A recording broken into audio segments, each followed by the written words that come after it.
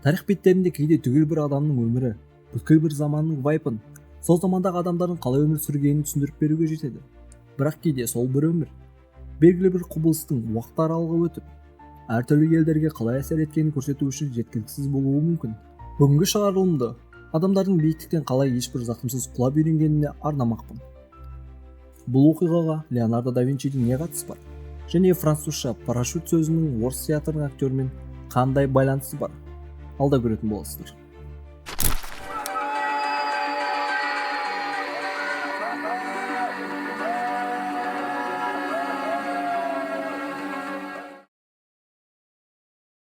Адамзат жазба тарихы басталғалы бері аспанда бағындыруды армандады.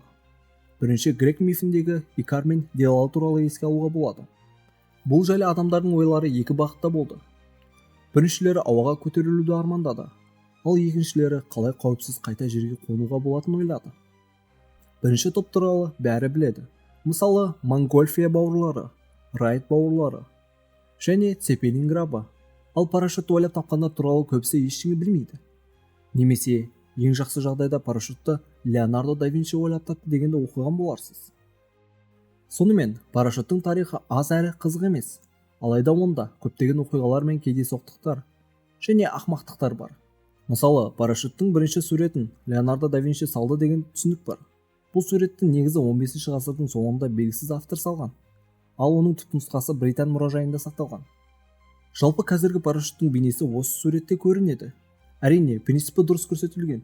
Бірақ егер осындай құралды жасап, сынап көрсек, қолданған адам міндетті түрде ажал құшатын.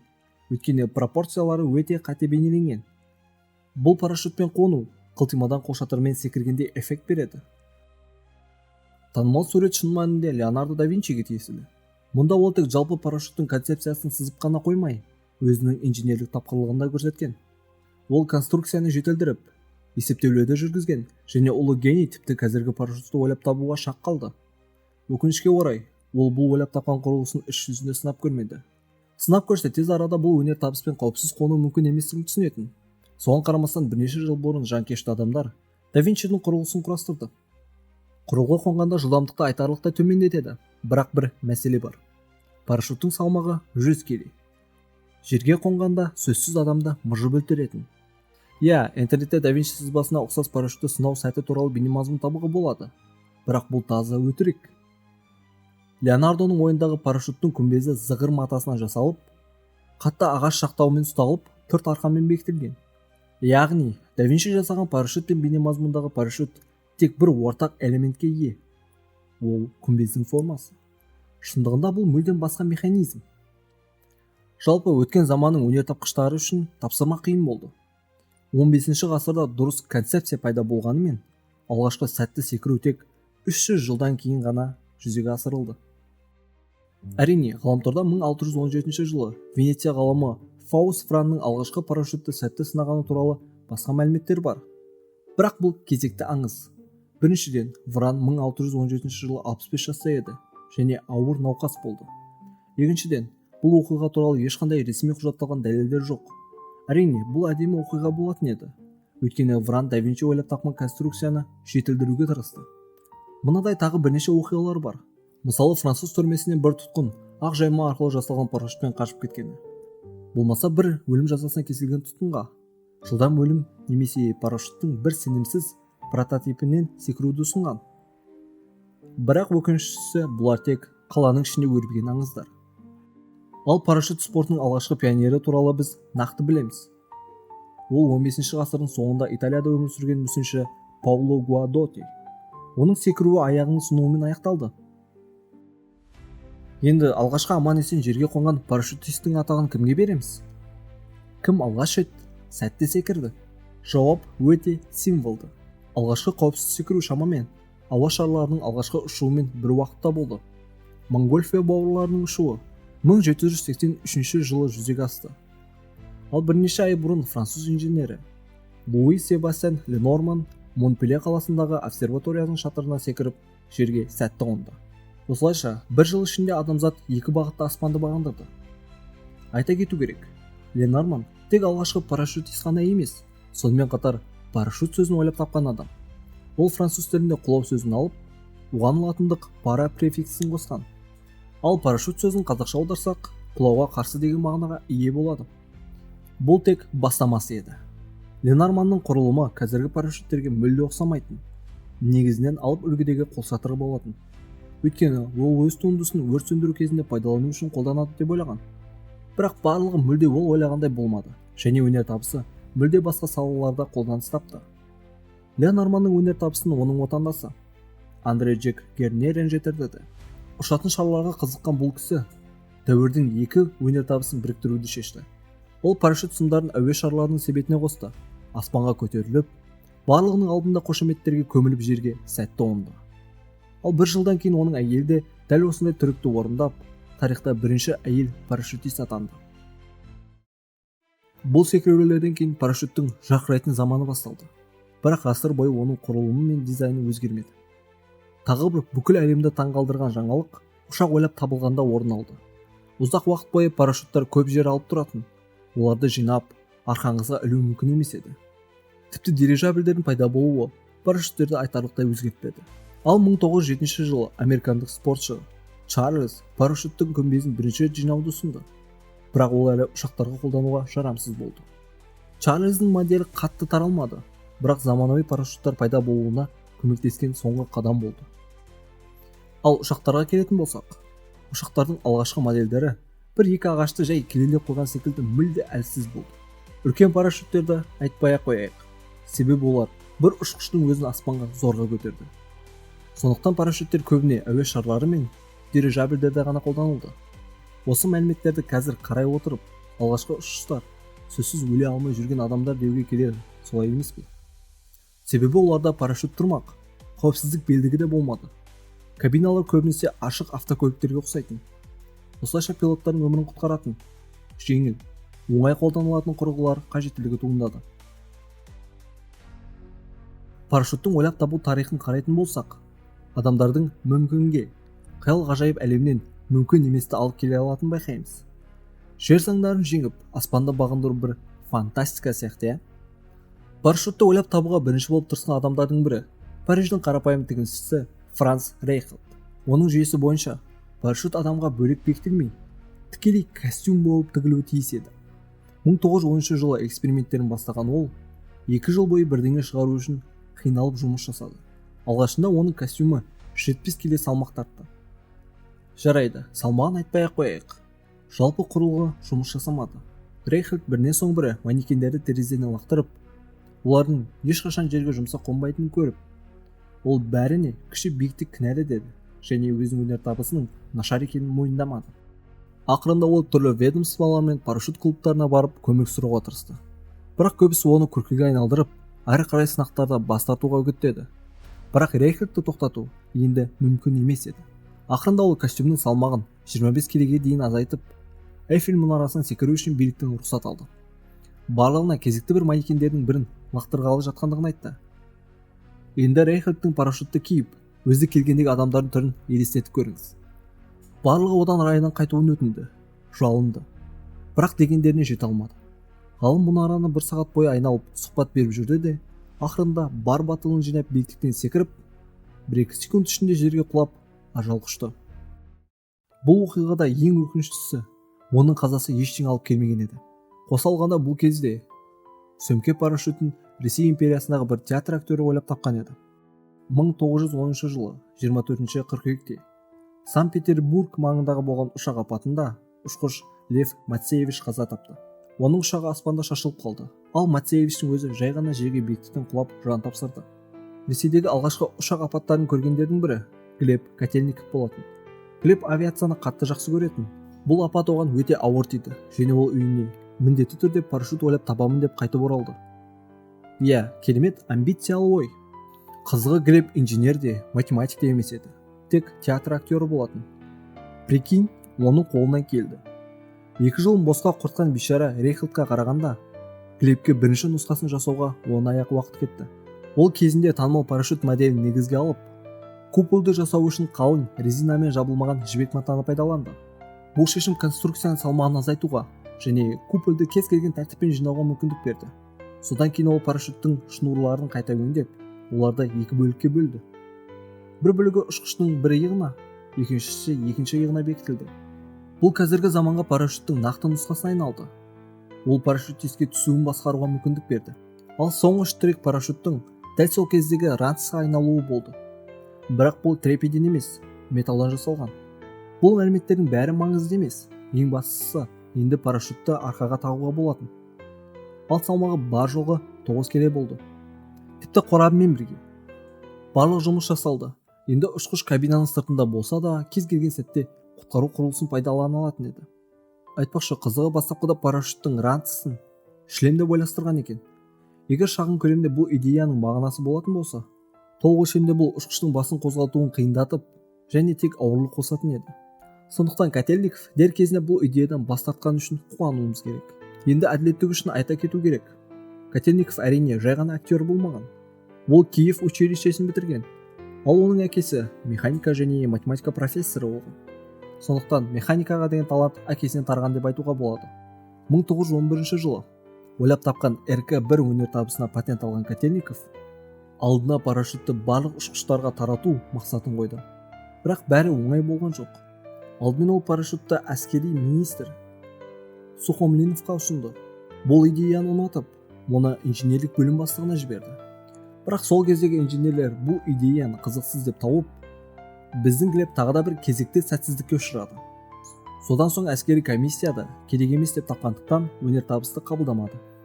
Бірақ Глебтің бақытына орай, парашют жайлы мақалаға авиация компаниясының басшысы Вильгельм Лома назар аударып, Котельниковпен байланысып, парашюттің алғашқы толық өлшемді нұсқасын жасауға қаржыландыруды ұсынды. Барлық тәжірибелер сәтті аяқталған соң, инвестор мен Глеб жобаны әскери комиссияға қайта апарды. Дәл осында ресейлік өнертабысқа неге барлығы түкіре қарағаны белгілі болды. Себебі бұл Ресей әскери әуе күштерінің басшысы ұлы князь Александр Михайловичтің жеке шешімімен байланысты болды. Князь парашют болса, ұшқыштар кез келген кішігірім қауіптен соң ұшақты құтқаруға ұмтылмай секіріп кетеді деген шешімге келді. Енді ұшақ өндіру қымбат қой, ал адамдар көп. Дәл осы мәселемен Ресей армиясына ұзақ уақыт бойы автоматты револьверлер қабылданған жоқ. Себебі олардың жоғарғы ату жылдамдығы салдарынан сарбаздар оқты тез жұмсайтын еді. Ал оқтар қымбат, қосалғанда бәріне жетпейді. Осыдан шешетін түйін ресейліктер баяғыда экономиканың басы деп ойлаған секілді. Содан кейін Ресей империясына ешқандай үміт болмайтынын түсінген Лома Котельниковқа Францияға барып, авиациялар конкурсына қатысуға ұсыныс жасады. Шамасы өнертапқыш аса ештеңе күтпеген болуы керек. Сондықтан Франциядан бас тартып, театрдағы жұмысын жалғастыруды жөн көрді. Сөйтіп кәсіпкер көрмеге өзі барды. Нақтырақ айтқанда ол жалғыз емес, оның қасында студенті барып, ол дүйім жұртқа парашюттің қалай жұмыс жасайтынын көрсетіп, секіруді орындауы керек еді. Әрі қарай не болды деп ойлайсыздар? Студент жасаған алғашқы сынақтардан кейін жас парашютист 50 метрлік көпірден секіргенде барлық француз газеттері орыс ғажайыбы туралы жазды. Кәдімгідей бәрі жазды. Сөйтіп Лома өз қолын ысқылап, болашақ табысты ойлады. Өйткені француздық патент Котельниковтың атына алдын ала алынған болатын. Бірақ бұл патентті айналып өту оңай болды.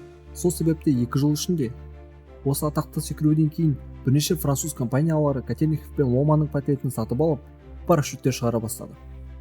Алайда бұл парашюттердің өндірісінен Лома мен Глебке өте аз пайда келді. Кәсіпкер өзімен алып келген 2 үлгіні лезде сатқанымен, бірақ эксклюзивті өндіріс құқығын сақтап қалу мүмкіндігі болмады. Дегенмен, дәл осы орыс өнертапқышы әлемдік парашютистер тарихына ең үлкен үлес қосты. Қалған 2 жыл ішінде Европада жаппай парашют шығарып жатса, Глеб театрдағы қарапайым жұмысын жалғастырды. Оны тек Бірінші дүниежүзілік соғыстың басталуымен ғана еске алды. Котельниковты майданға шақырып, 70 парашют жасау жобасын тапсырды. Оның өзі де біртүрлі аяқталды. Тапсырысты орындаған Котельников қайта майданға келгенде, неліктен екені белгісіз, оның жасаған парашюттерін Франциядан сатып алынған деп жатты. Жарайды, оны қойшы. Бүкіл дегенде 70-ақ парашютті майданға бірде-бір нұсқаусыз жіберген. Ешкімде қалай қолдану керектігін білмеді. Қосалғанда оларды өте нашар жағдайда алып келгендіктен, қолданудың өзі өмір үшін қауіпті болды. Осылайша Ресей империясындағы парашюттің тарихы басталмай жатып, абыройсыз аяқталды. Дегенмен, қалған әлемде парашюттік спорт өте жылдам дамыды. Парашют спортындағы мода Франциядан Америкаға жетіп, онда орыс өнертабысын жоғары бағалады. Қатты металдан жасалған рюкзакты матадан жасалған рюкзакпен алмастырды. Және осы түрімен парашютті 1911 жылы армияға қабылдады. Бірақ театрда жұмыс істеп жүрген Котельников өз отаны жайлы ұмытпады. Революциядан кейін ол өзінің өнер табысын жақсартуды жалғастырды. 3 жаңа модель жасап, американдықтармен бірге бір уақытта жұмсақ рюкзак идеясына келді. 1926 жылы ол барлық жұмыстарын Совет үкіметіне тапсырды. Ал 1929 жылы парашютта Кеңес одағындағы барлық ұшқыштар үшін міндетті болды. Міне, осылайша Глеб Котельников ақыры өз мақсатына жетті. Ол соғысқа дейін тіпті соғыс уақытында өмірін жалғастырды. Ол 1944 жылы 72 жасында Ленинград қоршауда қалып, эвакуацияланғаннан кейін қараша айында қайтыс болды. Парашюттар 20 ғасырдың әскери тарихындағы шынайы серпіліс болды. Олар соғысты жүргізу концепциясын түбегейлі өзгертті. Әскерилерге жауды әуеден шабуылдауға, кең көлемде десанттық операцияларды жүргізуге және ұшқыштардың өмірін сақтап қалуға мүмкіндік берді. Бірінші және екінші дүниежүзілік соғыстар арасындағы кезеңде мемлекеттер парашютті тек құтқару құралы ретінде ғана емес, сондай-ақ жаудың сонау ішіне сарбаздарды жеткізуге қолдануға болатынын түсінді. Кеңес одағында 1930 жылдары десант әскерилерімен алғашқы тәжірибелер жасалды.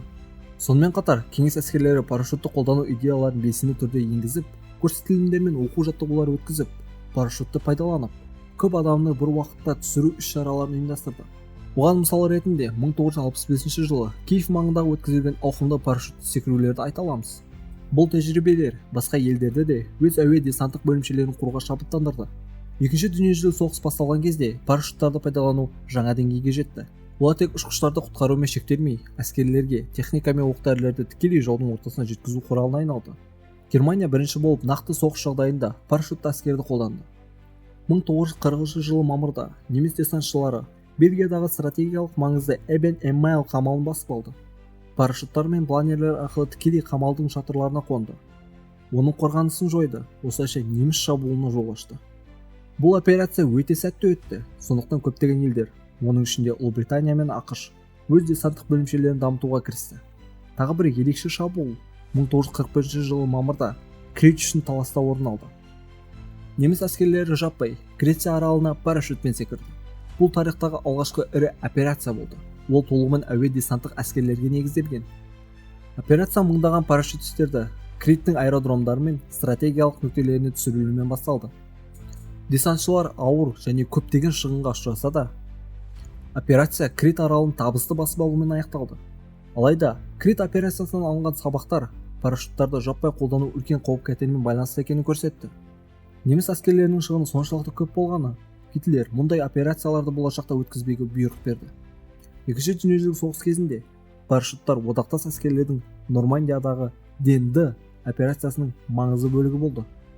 Бұл операция тарихтағы ең үлкен десанттық операция еді. Ал ең үлкен парашютті секіру 1444 жылы қыркүйекте Маркет Гарден операциясы кезінде болды. Бұл одақтас елдердің Нидерландының негізгі көпірлерін басып алу үшін бірлескен әрекет еді. Нәтижесінде көктен 88 мың парашютист бір мезгілде түсті. Олар негізгі армия жауға барынша жақындау үшін күресті. Маркет Гарден операциясы әуе десанттық әскерлерінің маңызды рөлін көрсетті. Жетістікке жетпегенімен, операция парашюттардың стратегиялық құрал ретінде мүмкіндіктерін тамаша көрсетті. Сонымен қатар, парашюттар соғыс кезінде мыңдаған ұшқыштардың өмірін сақтап қалды. Ұшақтар соғыстың негізгі қаруына айналғанымен, әуе шайқастары өте қауіпті болды. Американдық ұшқыш Чарльз Чак Йегер айтпақшы, парашют біз үшін жай ғана мата емес, ол соңғы үміт. Кабинаға отырған сәтте егер бірдеңе дұрыс болмаса, бұл мені құтқарады деп сенесің. Соғыста парашют конструкциялары айтарлықтай жақсарды. Автоматты ашу жүйелері жасалып, олар белгілі бір биіктікте іске қосылатын болды. Бұл жетістіктер парашютті әскери және азаматтық операциялардың ажырамас бөлігіне айналдырды. Осылайша бірнеше ғасыр бойы үздіксіз еңбектен соң адамдар басты арманына қол жеткізіп, аспанды бағындырды. Бүгінде парашюттарды әскери операциядан бастап, экстремалды спортқа дейін қолданады. Ал негізі жалпы парашюттың тарихы қиялын жүзеге асырудан қорықпаған адамдардан басталды. Осылайша бүгінгі шығарылым соңына жетті. Соңына дейін көргеніңіз үшін рахмет. Міндетті түрде каналға лайк басып тіркел. Және видеоның ұнаған, ұнамағаны жайлы комментке жаза кетіңіз. Келесі кездескенше сау.